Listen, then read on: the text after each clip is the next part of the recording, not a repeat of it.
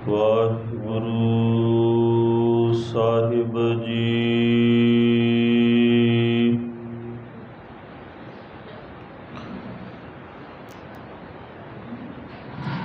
ਇਕ ਓੰਕਾਰ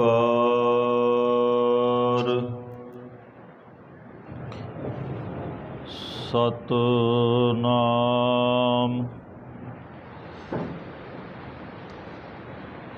ਕਰਤਾ ਪੁਰਖ ਨਿਰਭਉ ਨਿਰਵੈਰ ਅਕਾਲ ਮੂਰਤ ਅਜੂਨੀ ਸੈਭੰ ਗੁਰ ਪ੍ਰਸਾਦ।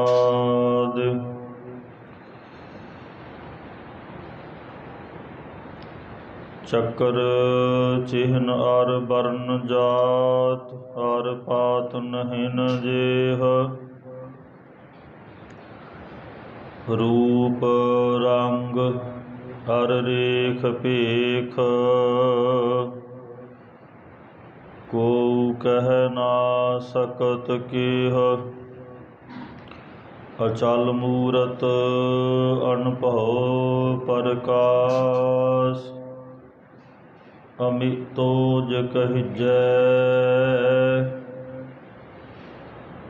ਕੋਟ ਇੰਦਰ ਇੰਦਰਾਣ ਸਾਹੇ ਸਾਹਾਣ ਗਣਿਜੈ। ਤਿਰਭਵਨ ਮਹੀਪ ਸੁਰ ਨਰ ਅਸੁਰ। ਨੇਤ ਨੇਤ ਬਨ ਤ੍ਰਿਨ ਕਹਿਤ ਤੁਐ ਸਰਬਨਾਮ। ਕਥੈ ਕਵਨ ਕਰਮ ਨਾਮ ਬਰਣਤ ਸੁਮਤ।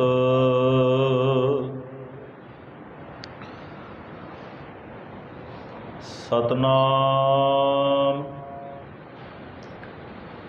ਵਾਹਿਗੁਰੂ ਸਾਹਿਬ ਜੀ।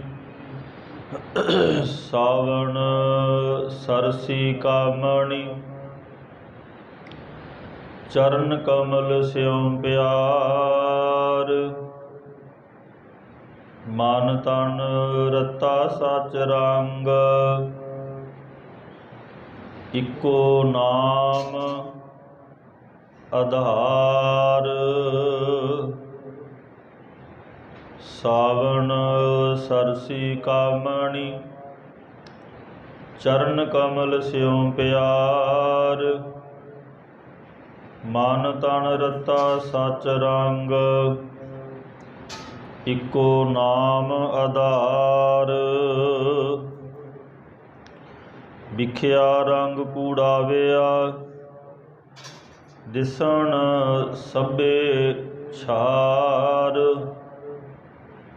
ਹਰ ਅੰਮ੍ਰਿਤ ਬੂੰਦ ਸੁਹਾਵਣੀ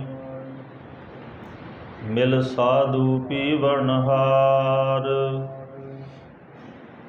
ਵਨ ਤਿਨ ਪ੍ਰਭ ਸੰਗ ਮੋਲਿਆ ਸਮਰੱਥ ਪੁਰਖ ਅਪਾਰ। ਹਰ ਮਿਲਨੈ ਨੂੰ ਮਨ ਲੋਚਦਾ ਕਰਮ ਮਿਲਾਵਣ ਹਾਰ। ਜਿਨੀ ਸਖੀਏ ਪ੍ਰਭ ਪਾਇਆ ਹਉ ਤਿਨ ਕੈ ਸਦ ਬਲਿਹਾਰ। ਨਾਨਕ ਹਰਿ ਜੀ ਮਾਇਆ ਕਰ ਸ਼ਬਦ ਸਵਾਰਨ ਹਾਰ। ਸਾਵਣ ਤਿਨਾ ਸੁਹਾਗਣੀ ਜਿਨ ਰਾਮ ਨਾਮ ਓਰਿਹਾਰ। ਨਾਨਕ ਹਰਿ ਜੀ ਮਾਇਆ ਕਰ ਸ਼ਬਦ ਸਵਾਰਨ ਹਾਰ। ਸਾਵਣ ਤਿਨਾ ਸੁਹਾਗਣੀ ਜਿਨ ਰਾਮ ਨਾਮ ਓਰਿਹਾਰ। ਵਾਹਿਗੁਰੂ ਜੀ ਕਾ ਖਾਲਸਾ ਵਾਹਿਗੁਰੂ ਜੀ ਕੀ ਫਤਿਹ। ਪਰਮ ਸਨਮਾਨਯੋਗ ਚਵਰ ਛਤਰ ਤਖਤ ਦੇ ਮਾਲਕ, ਹਲਤ ਪਲਤ ਦੇ ਰੱਖਿਅਕ, ਬਾਣੀ ਕੇ ਬੋਹਿਤ ਨਾਮ ਦੇ ਸੋਮੇ, ਗਿਆਨ ਸਵਰੂਪ ਹਾਜ਼ਰਾ ਹਜੂਰ, ਜਾਹਰਾ ਜਹੂਰ, ਸਰਬ ਕਲਾ ਭਰਪੂਰ, ਸਰਬਰੇ ਕਾਇਨਾਤ, ਕੁੱਲ ਕਾਇਨਾਤ ਦੇ ਸਾਂਝੇ ਰਹਿਬਰ, ਜੁਗੋ ਜੁਗ ਅਟਲ ਸਤਿਗੁਰੂ ਸਾਹਿਬ ਸ੍ਰੀ ਗੁਰੂ ਗ੍ਰੰਥ ਸਾਹਿਬ ਜੀਆਂ ਦੀ ਪਾਵਨ ਪਵਿੱਤਰ ਹਜ਼ੂਰੀ ਦੇ ਅੰਦਰ ਸਤਿਗੁਰਾਂ ਦੀ ਸਾਜੀ ਨਵਾਜੀ ਗੁਰੂ ਸਰੂਪ ਗੁਰੂ ਖਾਲਸਾ ਸਾਧ ਸੰਗਤ ਜੀਓ, ਅਤਿਅੰਤ ਵੱਡੇ ਭਾਗਾਂ ਦੇ ਸਦਕਾ ਅੰਮ੍ਰਿਤ ਵੇਲਾ ਸਚ ਨਾਉ, ਵਡਿਆਈ ਵਿਚਾਰ, ਕਰਮੀ ਆਵੇ ਕੱਪੜਾ, ਨਦਰੀ ਮੋਖ ਦਵਾਰ, ਗੁਰ ਸਤਿਗੁਰ ਕਾ ਜੋ ਸਿੱਖ ਅਖਾਏ,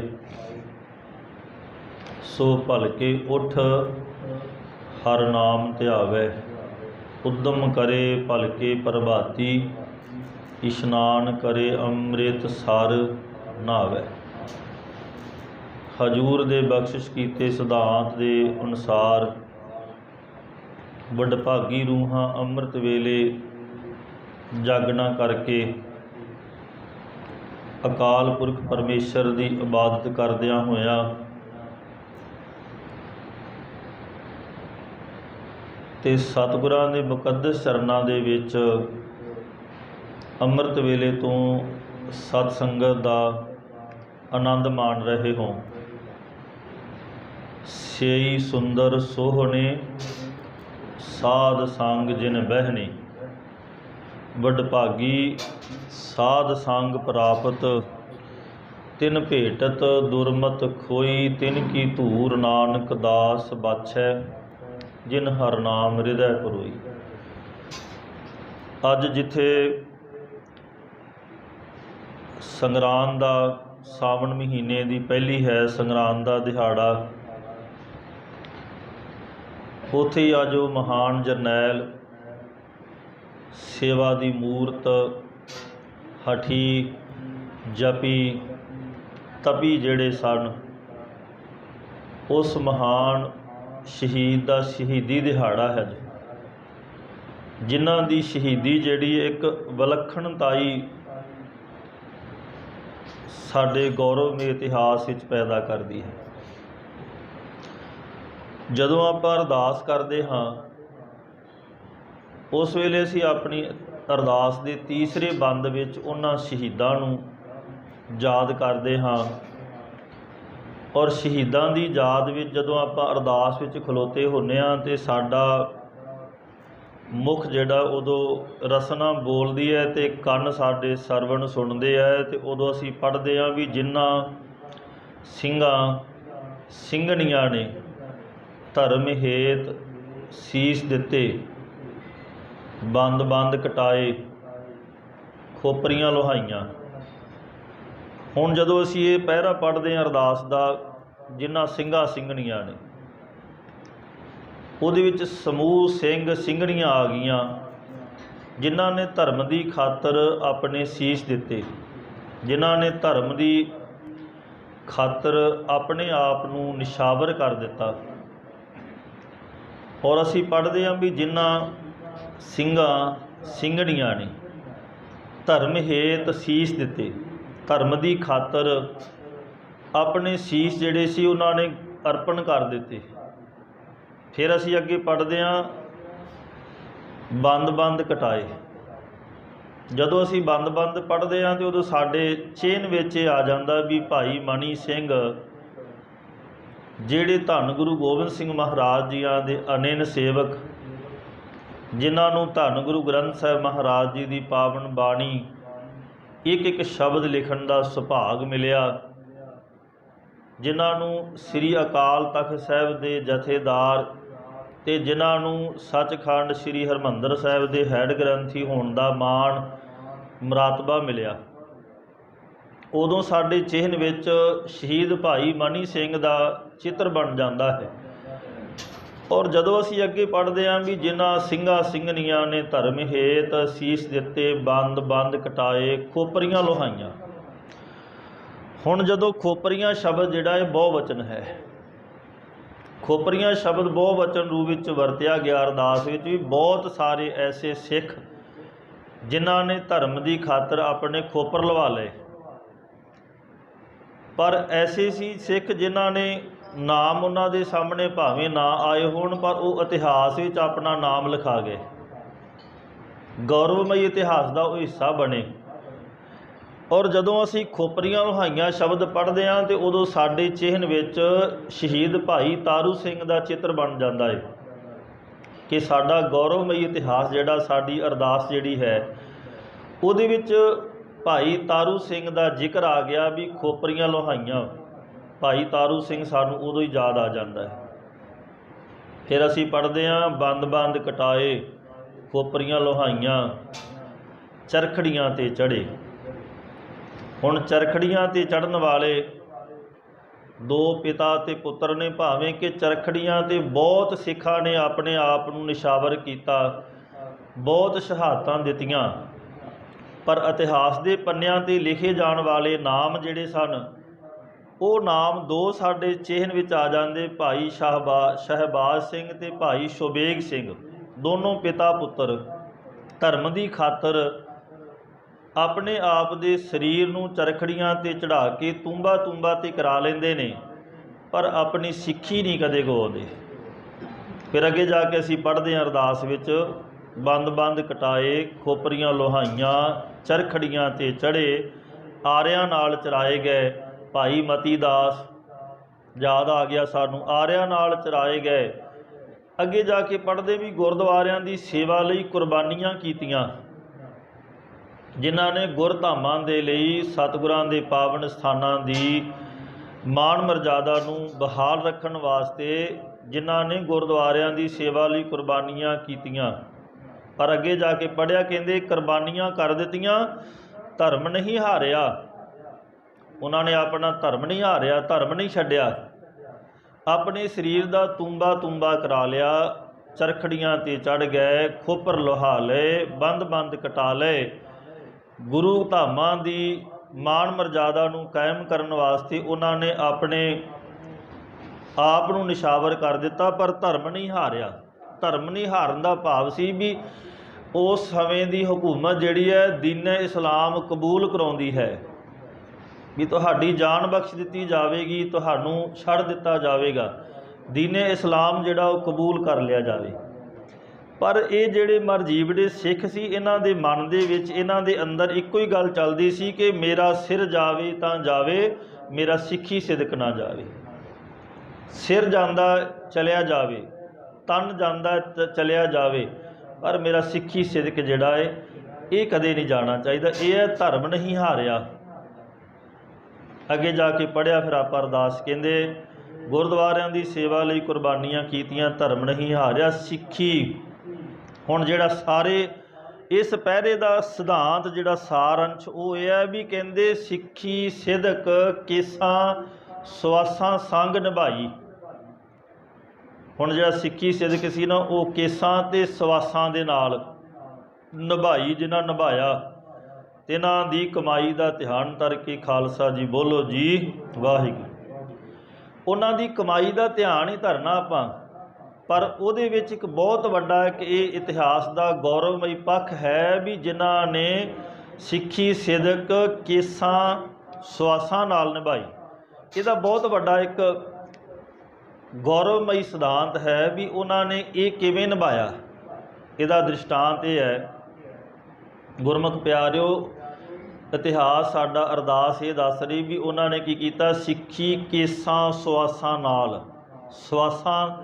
ਸਵਾਸ ਜਿਹੜੇ ਸਾਹ ਚੱਲਦੇ, ਇਹਦਾ ਅਰਥ ਇਹ ਬਣਦਾ ਹੈ ਵੀ ਜਿਵੇਂ ਸਾਡਾ ਸਰੀਰ ਸਵਾਸਾਂ ਤੋਂ ਬਿਨਾਂ ਨਹੀਂ ਰਹਿ ਸਕਦਾ, ਜੇ ਸਾਡੇ ਸਰੀਰ 'ਚ ਸਵਾਸ ਨਹੀਂ ਚੱਲਦੇ ਤੇ ਮੰਨ ਲਓ ਸਾਡਾ ਸਰੀਰ ਕਿਸੇ ਕੰਮ ਦਾ ਨਹੀਂ।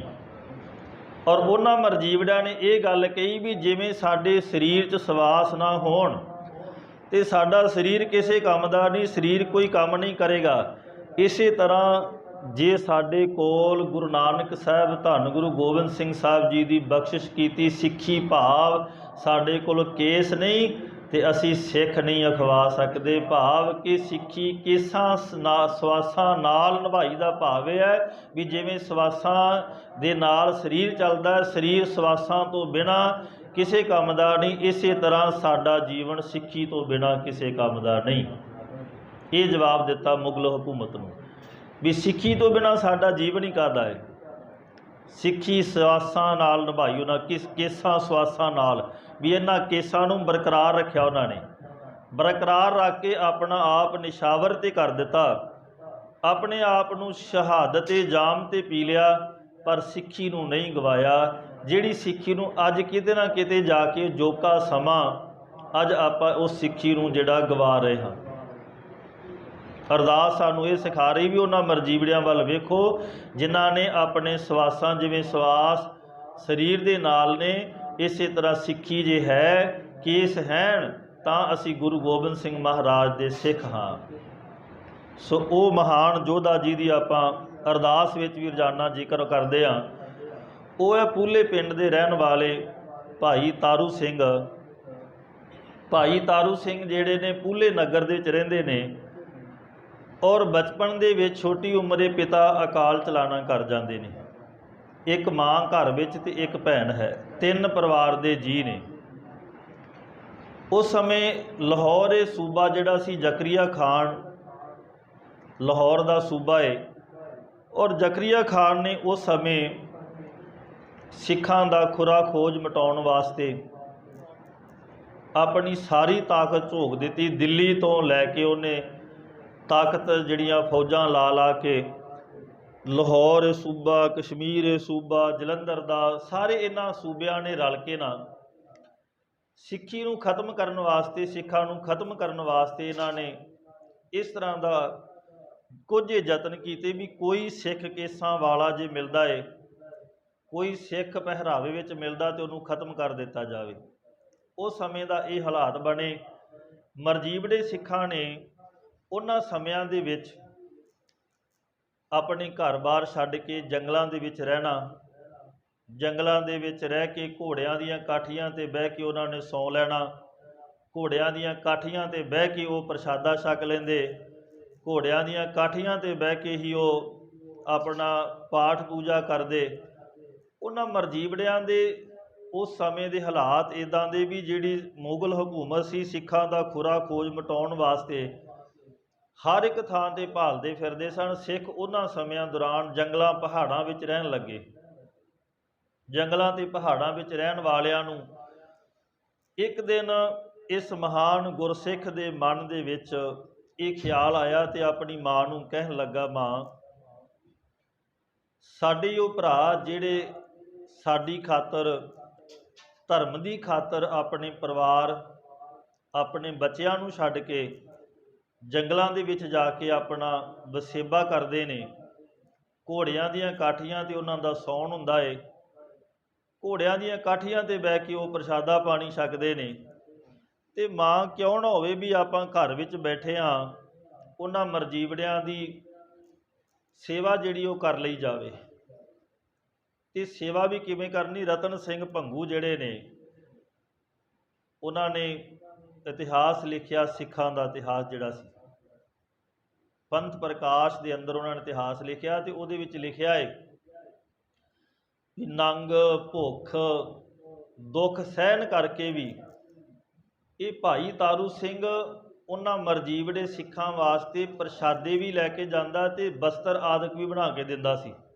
ਮਾਂ ਨੂੰ ਕਹਿੰਦਾ ਵੀ ਮਾਂ, ਜਿਹੜਾ ਭੜੋਲੇ ਵਿੱਚ ਦਾਣੇ ਪਏ ਤੇ ਇਹਦਾ ਪੀਣ ਕਰ, ਤੇ ਪੀਣ ਕਰਕੇ ਤੇ ਉਹ ਪ੍ਰਸ਼ਾਦੇ, ਇੱਕ ਛੋਟਾ ਤਵਾ ਘਰ ਵਿੱਚ ਤੇ ਪ੍ਰਸ਼ਾਦੇ ਬਣਾ ਤੇ ਉਹਨਾਂ ਮਰਜੀਵੜਿਆਂ ਦੇ ਵਾਸਤੇ ਜਿਹੜੇ ਸਾਡੀ ਖਾਤਰ ਆਪਣੇ ਘਰ-ਬਾਰ ਛੱਡੀ ਖਲੋਤੇ ਨੇ, ਆਪਣੇ ਬੱਚਿਆਂ ਨੂੰ ਜਿਨ੍ਹਾਂ ਨੇ ਛੱਡ ਦਿੱਤਾ, ਉਹਨਾਂ ਨੂੰ ਪ੍ਰਸ਼ਾਦਾ ਛਕਾਉਣ ਦੀ ਮਨ ਦੀ ਭਾਵਨਾ ਹੈ।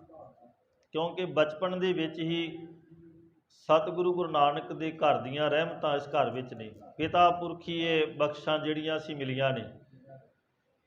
ਉਧਰੋਂ ਸਾਧ ਸੰਗਤ ਜੀ ਭਾਈ ਤਾਰੂ ਸਿੰਘ ਜਿਹੜੇ ਨੇ ਪੂਲੇ ਪਿੰਡ ਤੋਂ ਪ੍ਰਸ਼ਾਦਾ ਬਣਾਉਂਦੇ, ਮਾਂ ਤੇ ਭੈਣ ਪ੍ਰਸ਼ਾਦਾ ਬਣਾ ਕੇ ਦਿੰਦੀ ਹੈ। ਪ੍ਰਸ਼ਾਦਾ ਬਣਾ ਕੇ ਤੇ ਉਹਨਾਂ ਮਰਜੀਵੜੇ ਸਿੱਖਾਂ ਦੇ ਤਾਈਂ ਪ੍ਰਸ਼ਾਦਾ ਛਕਾਉਣ ਦੀ ਸੇਵਾ ਕਰਦੇ।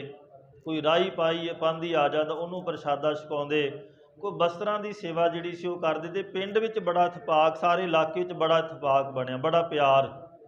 ਕਿਉਂਕਿ ਇਹ ਉਦੋਂ ਬਣਦਾ ਜਦੋਂ ਸਾਡੇ ਅੰਦਰ ਦਇਆ ਪੈਦਾ ਹੋਵੇਗੀ।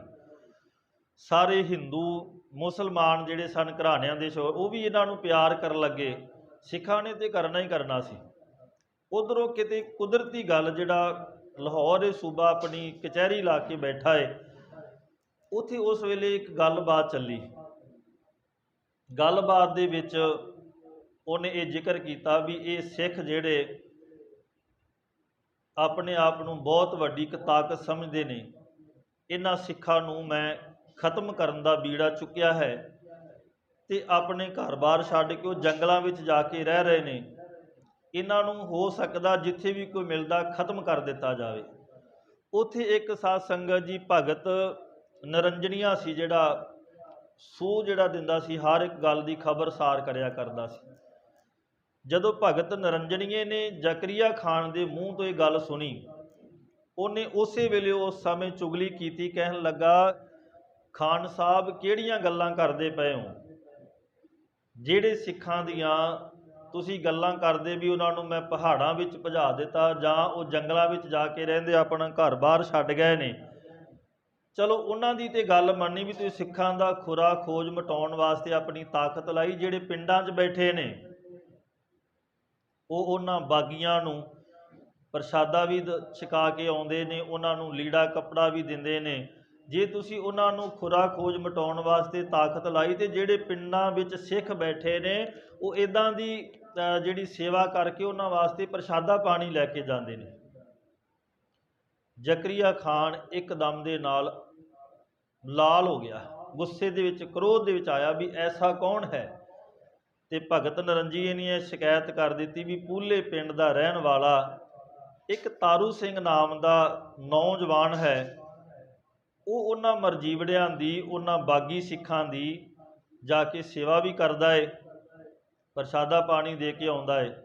ਤੇ ਭਾਈ ਤਾਰੂ ਸਿੰਘ ਦੇ ਘਰ ਸਾਧ ਸੰਗਤ ਜੀ ਹੁਣ ਇੰਨੀਆਂ ਰੌਣਕਾਂ ਲੱਗ ਗਈਆਂ। ਇੱਕ ਤਵਾ ਧਰਿਆ ਸੀ ਮਾਂ ਨੇ, ਛੋਟੇ ਤਵੇ ਤੇ ਇੱਕ ਪ੍ਰਸ਼ਾਦਾ ਬਣਦਾ ਸੀ। ਤੇ ਜਦੋਂ ਉਹਨਾਂ ਸਿੱਖਾਂ ਦੀ ਸੇਵਾ ਕਰਦਿਆਂ ਕਰਦਿਆਂ ਸਮਾਂ ਲੰਘਿਆ ਤੇ ਉਹ ਤਵਾ ਲੋਹ ਦੇ ਰੂਪ ਵਿੱਚ ਬਦਲ ਗਿਆ। ਹੁਣ ਉੱਥੇ ਇੱਕ ਨਹੀਂ ਕਈ ਲੋਹਾਂ ਭਾਈ ਤਾਰੂ ਸਿੰਘ ਦੇ ਘਰ ਵਿੱਚ ਪ੍ਰਸ਼ਾਦੇ ਬਣਾਉਣ ਵਾਸਤੇ ਲਾਈਆਂ ਗਈਆਂ। ਹੁਣ ਬਹੁਤ ਪ੍ਰਸ਼ਾਦੇ ਪਾਣੀ ਬਣਾ ਕੇ ਸਿੱਖਾਂ ਨੂੰ ਛਕਾਏ ਜਾਂਦੇ ਸਨ। ਜਦੋਂ ਇਸ ਗੱਲ ਦਾ ਪਤਾ ਲੱਗਿਆ ਜ਼ਕਰੀਆ ਖਾਨ ਨੂੰ, ਜ਼ਕਰੀਆ ਖਾਨ ਨੇ ਆਪਣੇ ਸਿਪਾਹ ਸਲਾਰ ਜਿਹੜੇ ਸਿਪਾਹੀ ਭੇਜ ਕਰਕੇ ਪੂਲੇ ਨਗਰ ਦੇ ਵਿੱਚ ਭਾਈ ਤਾਰੂ ਸਿੰਘ ਨੂੰ ਗ੍ਰਿਫਤਾਰ ਕਰਨ ਦਾ ਹੁਕਮ ਕਰ ਦਿੱਤਾ। ਜਦੋਂ ਉਹ ਹੁਕਮ ਕਰ ਦਿੱਤਾ ਤੇ ਭਾਈ ਤਾਰੂ ਸਿੰਘ ਉਸ ਦਿਨ ਘਰ ਨਹੀਂ ਸਨ ਤੇ ਮਾਂ ਤੇ ਭੈਣ ਘਰ ਹੈ। ਹੁਣ ਮਾਂ ਦਾ ਵੇਖੋ ਕਿੱਡਾ ਵੱਡਾ ਹਿਰਦਾ ਤੇ ਕਿੱਡੀ ਵੱਡੀ ਭਾਵਨਾ ਹੈ। ਜਿਹੜੇ ਸਿਪਾਹੀ ਮੁਗਲ ਹਕੂਮਤ ਦੇ ਆਏ, ਉਹਨਾਂ ਨੇ ਬੜੇ ਰੋਹਬ ਦੇ ਨਾਲ, ਬੜੇ ਗੁੱਸੇ ਵਿੱਚ ਆਣ ਕੇ ਕਿਹਾ, ਮਾਈ ਕਿੱਥੇ ਹੈ ਤੇਰਾ ਪੁੱਤ? ਸੂਬਾ ਲਾਹੌਰ ਦਾ ਹੁਕਮ ਹੈ ਕਿ ਤੇਰੇ ਪੁੱਤ ਨੂੰ ਗ੍ਰਿਫਤਾਰ ਕਰਨਾ। ਮਾਂ ਨੇ ਪੁੱਛਿਆ ਨਹੀਂ ਵੀ ਮੇਰੇ ਪੁੱਤ ਦਾ ਕਸੂਰ ਕੀ ਹੈ। ਮਾਂ ਨੇ ਕਿਹਾ, ਪੁੱਤਰੋ ਬੜੀ ਦੂਰ ਤੋਂ ਚੱਲ ਕੇ ਆਏ ਹੋ, ਇਹ ਇਸ ਸਿੱਖ ਦਾ ਘਰ ਹੈ ਔਰ ਸਿੱਖ ਦੇ ਘਰ ਦਾ ਇਹ ਅਖਲਾਕ ਹੈ, ਸਿੱਖ ਦੇ ਘਰ ਦਾ ਇਹ ਫਰਜ਼ ਹੈ ਕਿ ਘਰ ਵਿੱਚ ਭਾਵੇਂ ਦੁਸ਼ਮਣ ਤੇ ਭਾਵੇਂ ਦੋਸਤ ਮਿੱਤਰ ਵੀ ਆ ਜਾਵੇ, ਪਹਿਲਾਂ ਉਹਨੂੰ ਜਲ ਪਾਣੀ ਛਕਾਇਆ ਜਾਂਦਾ ਏ। ਕਹਿਣ ਲੱਗੀ ਮਾਂ ਨੇ ਬੜੇ ਪਿਆਰ ਵਿੱਚ ਆਣ ਕੇ ਕਿਹਾ, ਕਹਿਣ ਲੱਗੇ ਜੀ ਤੁਸੀਂ ਬੜੇ ਦੂਰ ਤੋਂ ਆਏ, ਪਹਿਲਾਂ ਦੱਸੋ ਛਕਣਾ ਕੀ ਹੈ? ਪ੍ਰਸ਼ਾਦਾ ਛਕਣਾ, ਜਲ ਛਕਣੀ ਹੈ ਕਿ ਹੋਰ ਕੋਈ ਪਦਾਰਥ ਬਣਾ ਕੇ ਛਕਾਵਾਂ? ਹੁਣ ਇੱਕ ਮਾਂ ਸਿਰ ਦਾ ਸਾਈਂ ਸਿਰ ਤੇ ਨਹੀਂ, ਪੁੱਤਰ ਕੋਲ ਹੈ, ਪੁੱਤਰ ਨੂੰ ਗ੍ਰਿਫਤਾਰ ਕਰਨ ਵਾਸਤੇ ਮੁਗਲ ਹਕੂਮਤ ਪਹੁੰਚ ਚੁੱਕੀ ਹੈ ਤੇ ਮਾਂ ਪੁੱਛਦੀ ਪਈ ਹੈ ਵੀ ਪੁੱਤਰੋ ਛਕਣਾ ਕੀ ਪਹਿਲਾਂ ਦੱਸੋ? ਪ੍ਰਸ਼ਾਦਾ ਛਕਣਾ, ਚਾਹ ਛਕਣੀ ਹੈ ਜਾਂ ਤੁਸੀਂ ਜਲ ਛਕਣਾ, ਦੱਸੋ ਕੀ ਛਕਣਾ? ਸਭ ਕੁਝ ਤਿਆਰ ਹੈ। ਹੁਣ ਜਿਹੜੇ ਬਹੁਤ ਗੁੱਸੇ ਵਿੱਚ ਆਏ ਸੀ ਨਾ, ਜਿਨ੍ਹਾਂ ਦੇ ਅੰਦਰ ਬੜਾ ਕ੍ਰੋਧ ਸੀ, ਉਹਨਾਂ ਦੇ ਮਨ ਵੀ ਢਹਿਲੇ ਪੈ ਗਏ, ਕਿਉਂਕਿ ਅੱਗੋਂ ਦਇਆ ਮਿਲੀ। ਇਹ ਕੁਦਰਤੀ ਗੱਲ ਹੈ ਵੀ ਜਦੋਂ ਸਾਡੇ ਅੰਦਰ ਦਇਆ ਪੈਦਾ ਹੋਵੇਗੀ ਨਾ, ਪਿਆਰ ਹੋਵੇਗਾ ਸਾਡੇ ਅੰਦਰ ਸੇਵਾ ਦੀ ਭਾਵਨਾ ਹੋਵੇਗੀ, ਉਦੋਂ ਸਾਨੂੰ ਨਫ਼ਰਤ ਕਰਨ ਵਾਲਾ ਵੀ ਪਿਆਰ ਕਰਨ ਲੱਗ ਜਾਵੇਗਾ। ਸੇਵਾ ਦਾ ਇਹ ਬਖਸ਼ਿਸ਼ ਹੈ, ਦਇਆ ਦੀ ਇਹ ਬਖਸ਼ਿਸ਼ ਹੈ ਵੀ ਤੁਹਾਡੇ ਕੋਲ ਤਰਸ ਹੈ, ਤੁਹਾਡੇ ਕੋਲ ਦਇਆ ਹੈ, ਤੁਹਾਡੇ ਕੋਲ ਸਰਬੱਤ ਦੇ ਭਲੇ ਦੀ ਅਰਦਾਸ ਹੈ, ਤੁਹਾਡੇ ਕੋਲ ਸਰਬੱਤ ਦੇ ਭਲੇ ਦੀ ਗੱਲ ਹੈ, ਅਤੇ ਤੁਹਾਡਾ ਦੁਸ਼ਮਣ ਜਿਹੜਾ ਨਾ ਉਹ ਵੀ ਤੁਹਾਨੂੰ ਪਿਆਰ ਕਰਨ ਲੱਗ ਜਾਵੇਗਾ। ਉਹਦੇ ਅੰਦਰ ਵੀ ਗੱਲ ਆ ਜਾਵੇਗੀ ਵੀ ਇਹ ਸਰਬੱਤ ਦੇ ਭਲੇ ਦੀ ਗੱਲ ਕਰਨ ਵਾਲਾ। ਹੁਣ ਮਾਂ ਸਰਬੱਤ ਦੇ ਭਲੇ ਦੀ ਗੱਲ ਕਰਨ ਵਾਲੀ, ਅਤੇ ਮਾਂ ਨੇ ਬੜੇ ਪਿਆਰ ਵਿੱਚ ਕਿਹਾ ਵੀ ਬੈਠੋ ਜਲ ਪਾਣੀ ਛਕੋ। ਉਹਨਾਂ ਦਾ ਗੁੱਸਾ ਜਿਹੜਾ ਸੀ ਠੰਡਾ ਹੋ ਗਿਆ। ਫਿਰ ਕਹਿਣ ਲੱਗੇ ਵੀ ਨਹੀਂ ਮਾਂ, ਸਾਨੂੰ ਮੁਗਲ ਹਕੂਮਤ ਦਾ ਹੁਕਮ ਹੈ ਵੀ ਤੇਰੇ ਪੁੱਤਰ ਨੂੰ ਗ੍ਰਿਫਤਾਰ ਕਰਕੇ ਲੈ ਕੇ ਜਾਣਾ ਹੈ। ਮਾਂ ਨੇ ਪੁੱਛ ਲਿਆ, ਫਿਰ ਕਹਿਣ ਲੱਗੇ ਵੀ ਦੱਸੋ ਮੇਰੇ ਪੁੱਤ ਦਾ ਕੀ ਕਸੂਰ ਹੈ। ਕਹਿੰਦੇ ਸਾਨੂੰ ਕਸੂਰ ਦਾ ਤੇ ਪਤਾ ਨਹੀਂ ਮਾਂ, ਪਰ ਇੰਨਾ ਪਤਾ ਵੀ ਸਾਨੂੰ ਸੂਬਾ ਲਾਹੌਰ ਨੇ ਹੁਕਮ ਕੀਤਾ ਵੀ ਤਾਰੂ ਸਿੰਘ ਨੂੰ ਗ੍ਰਿਫਤਾਰ ਕਰਕੇ ਲੈ ਕੇ ਆਉਣਾ ਹੈ, ਅਤੇ ਕਸੂਰ ਇੰਨਾ ਕੀ ਲੱਗਦਾ ਵੀ ਇਹ ਬਾਗੀ ਸਿੱਖਾਂ ਨੂੰ ਪ੍ਰਸ਼ਾਦਾ ਛਕਾਉਣ ਦੀ ਸੇਵਾ ਕਰਦਾ ਹੈ, ਇਹ ਭਲੇ ਦੇ ਕੰਮ ਕਰਦਾ ਹੈ। ਅਤੇ ਨਾਲ ਇਹ ਹੁਕਮ ਕਰ ਦਿੱਤਾ ਵੀ ਮਾਂ ਤੇਰੇ ਇਕੱਲੇ ਪੁੱਤ ਨੂੰ ਨਹੀਂ, ਤੇਰੀ ਧੀ ਨੂੰ ਵੀ ਗ੍ਰਿਫਤਾਰ ਕਰਕੇ ਲੈ ਕੇ ਜਾਣਾ ਹੈ। ਹੁਣ ਹਕੂਮਤ ਦਾ ਹੁਕਮ ਸੀ ਅਤੇ ਕਹਿਣ ਲੱਗੇ ਵੀ ਇਹਦਾ ਕੀ ਕਸੂਰ। ਮਾਂ ਸਾਨੂੰ ਨਹੀਂ ਪਤਾ ਵੀ ਕਸੂਰ ਕੀ, ਸਾਨੂੰ ਹੁਕਮ ਹੈ। ਜਦੋਂ ਪਤਾ ਲੱਗਿਆ ਸਾਰਾ ਨਗਰ, ਪੂਲਾ ਨਗਰ ਜਿਹੜਾ ਇਕੱਠਾ ਹੋ ਗਿਆ ਭਾਈ ਤਾਰੂ ਸਿੰਘ ਦੇ ਘਰ, ਅਤੇ ਭਾਈ ਤਾਰੂ ਸਿੰਘ ਵੀ ਘਰੇ ਆ ਜਾਂਦੇ ਨੇ। ਹੁਣ ਜਦੋਂ ਸਾਰੇ ਪਾਸੇ ਇਸ ਤਰ੍ਹਾਂ ਦੀ ਚਰਚਾ ਛਿੜੀ ਅਤੇ ਭਾਈ ਤਾਰੂ ਸਿੰਘ ਨੂੰ ਗ੍ਰਿਫਤਾਰ ਕੀਤਾ ਜਾ ਰਿਹਾ, ਕਸੂਰ ਕੋਈ ਨਹੀਂ ਹੈ, ਗੁਨਾਹ ਕੋਈ ਕੀਤਾ ਨਹੀਂ ਹੈ। ਸਾਰਾ ਨਗਰ ਇਕੱਠਾ ਹੋ ਗਿਆ ਅਤੇ ਸਾਰੇ ਨਗਰ ਨੇ ਸਲਾਹ ਕਰ ਲਈ ਵੀ 10-20 ਸਿਪਾਹੀ ਹੈ, ਆਪਣੇ ਨਗਰ ਦੇ ਅੱਗੇ ਇਹਨਾਂ ਸਿਪਾਹੀਆਂ ਦਾ ਕੀ ਜ਼ੋਰ ਚੱਲਦਾ ਵੀ ਇਹਨਾਂ ਨੂੰ ਇੱਥੇ ਮਾਰ ਮੁਕਾਉਣੇ। ਭਾਈ ਤਾਰੂ ਸਿੰਘ ਨੇ ਕਿਹਾ ਨਹੀਂ, ਮੈਂ ਆਪਣੇ ਗੁਰੂ ਦੇ ਸਿਧਾਂਤ 'ਤੇ ਚੱਲਦਾ, ਇਹਨਾਂ ਨੂੰ ਮਾਰਨਾ ਨਹੀਂ। ਇਹ ਆਪਣੇ ਸੂਬਾ ਲਾਹੌਰ ਦਾ ਹੁਕਮ ਲੈ ਕੇ ਆਏ, ਮੈਂ ਇਹਨਾਂ ਦੇ ਨਾਲ ਜਾਵਾਂਗਾ।